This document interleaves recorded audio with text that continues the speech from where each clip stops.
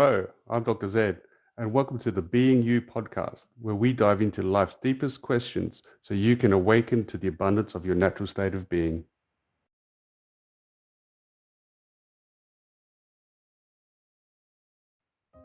In this episode, we're going to discuss some simple life strategies and the one thing you can do to get back on track and live with joy.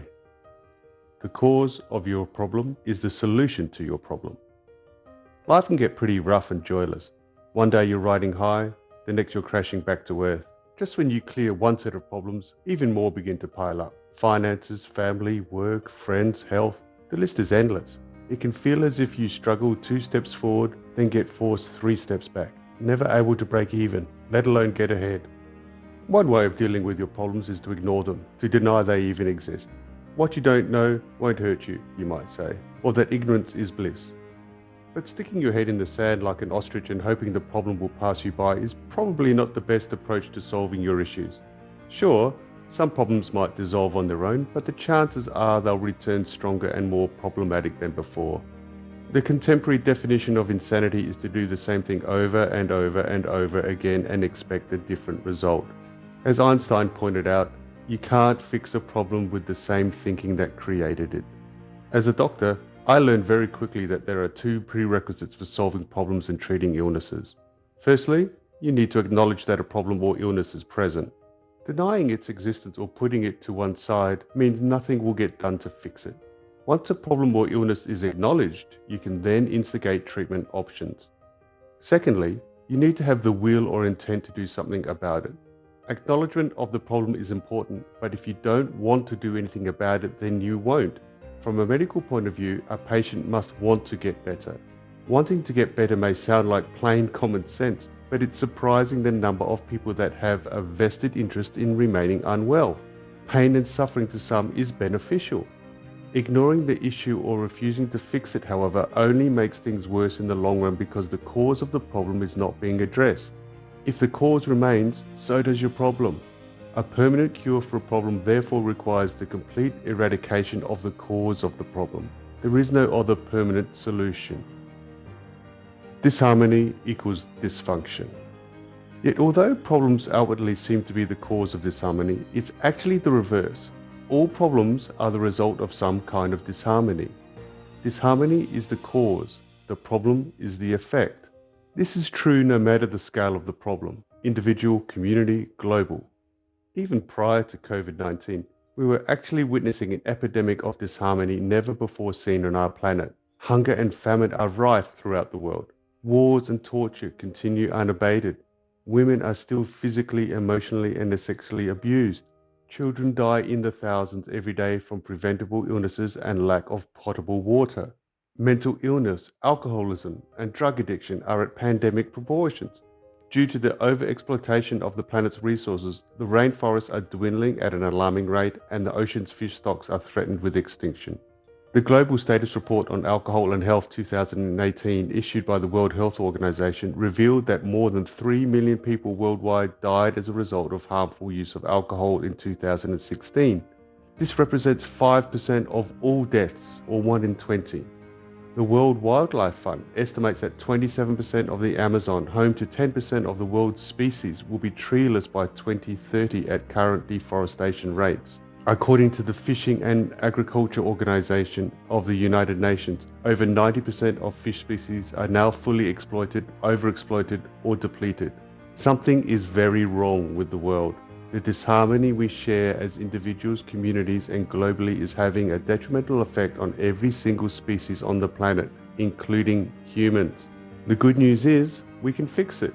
Despite the doomsdayers and the threats of war, famine, epidemics, and global warming, the world can heal itself, as long as we acknowledge the problem and develop the will to do something about it. The next bit of good news is that you already have what you need to help fix the problem. You already have everything you need to bring harmony back to the world. 3 components of harmony. Consider the analogy of a chamber orchestra.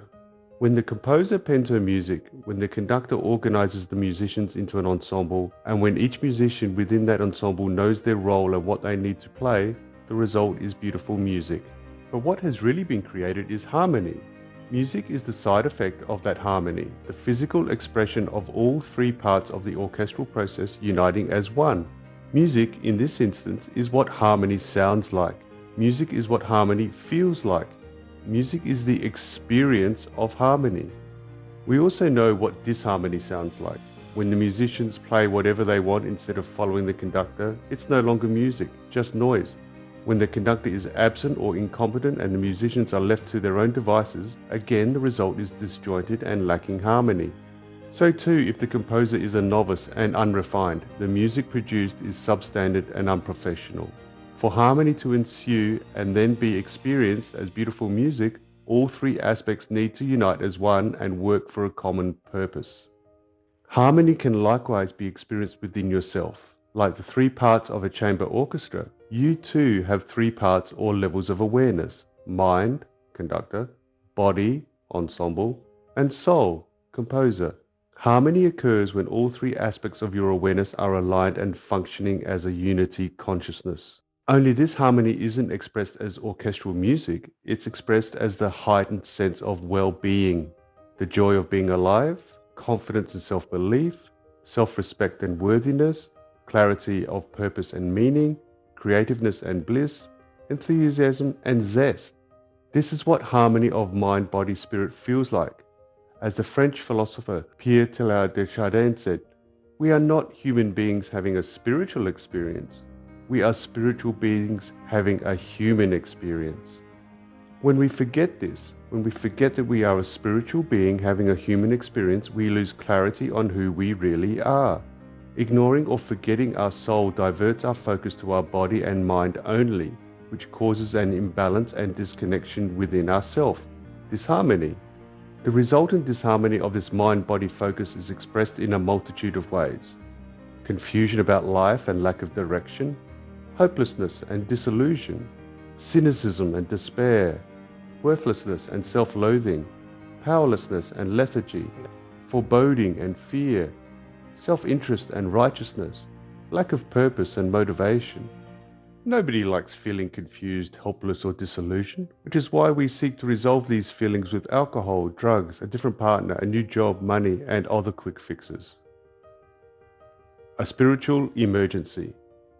But to seek external cures for an internal problem will not solve the problem.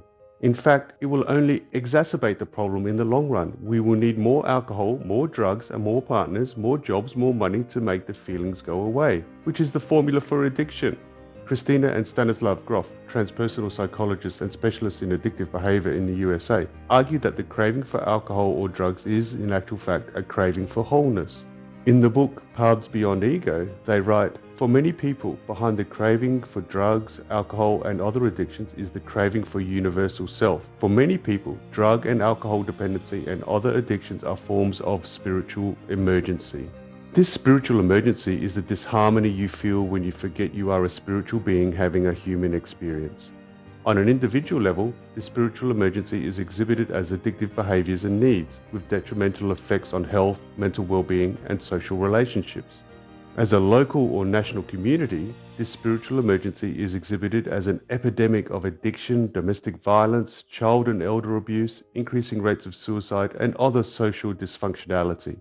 As a global community, this spiritual emergency is exhibited as a destruction of the forests, multiple extinctions of species, industrial-scale pollution, poverty, famine, and wars.